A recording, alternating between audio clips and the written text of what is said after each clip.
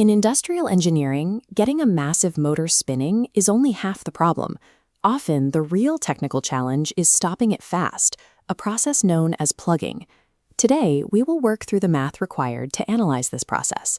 We'll solve 3 specific problems, starting with DC reverse current braking and then moving into AC induction motor torque ratios. Let's look at problem 1, analyzing a DC shunt motor. Here are the given variables from the problem statement. Step 1 is calculating the rated input power based on the stated efficiency. From there, we divide by the supply voltage to find the rated current. Next, we determine the baseline back EMF. Using the standard motor formula, we subtract the voltage drop across the armature from the supply voltage. You have to map the initial steady state before you can calculate the braking dynamics. These baseline states are a strict prerequisite for the rest of the problem. Now we initiate the braking phase. This is the formula to calculate reverse current braking. Notice the numerator. Because the armature connections are reversed during plugging, supply voltage and back EMF push current in the same direction. They add together, they do not subtract. We know our target braking current, so we algebraically isolate the external resistance. Substituting our baseline values gives us a required braking resistance of 1.98 ohms. We also need to calculate torque and speed during this state change. Instead of recalculating from scratch, we use standard proportionality rules. Torque scales directly with armature current, and back EMF scales directly with speed. By setting up a ratio, we map our initial current directly to our initial torque. We execute the identical ratio calculation to find the torque when the motor drops to 400 RPM. Relying on these direct proportionalities allows you to bypass complex recalculations. Let's move to AC machines.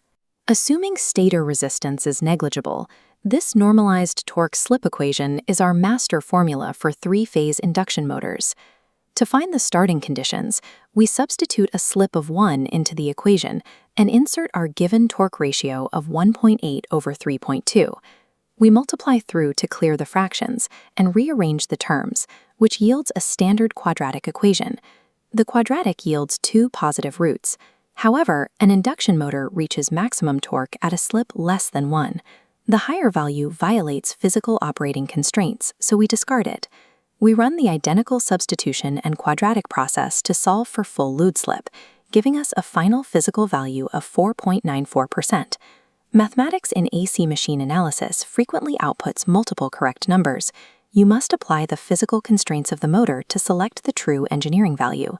Here is problem 3, asking for the ratio of starting torque to full load torque. Use the master equation we just covered to solve this. Pause the video and calculate it now. We solve this in 2 parts. First, substitute a slip of 1 into the master equation to find the starting torque ratio.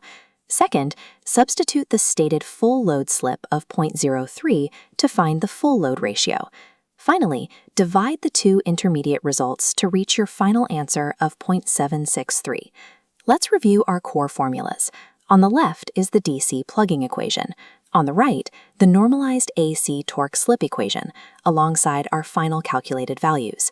Recognizing the specific mathematical traps in these equations, like additive voltages during plugging and the physical constraints of quadratic roots, is how you ensure accuracy on advanced electrical machine exams.